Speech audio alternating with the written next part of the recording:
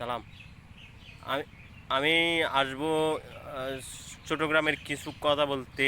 আহ, কেন চট্টগ্রাম বলা হয়, আর বাংলাদেশের প্রধানমন্ত্রী আর তারেক রহমানের কিছু কথা বলবো।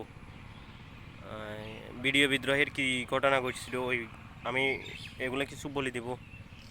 আর পাকিস্তানের কিছু কথা আছে এগুলো বলবো। আর বিসমিল্লাহ আল্লাহু আকবার। আর নামাজ পড়লে আল্লাহ কিভাবে কবুল করবে এটা বলে দিব সবাইকে। সবাই ভালো থাকবেন, সুস্থ থাকবেন। আমি আপনাদের ইমাম মাহাদি এবং রসুলের উম্মত। আমি ঈসা ওমর, আমার নাম ঈসা ওমর। আপনার ঈসা ইব্রাহিম অলির উম্মত।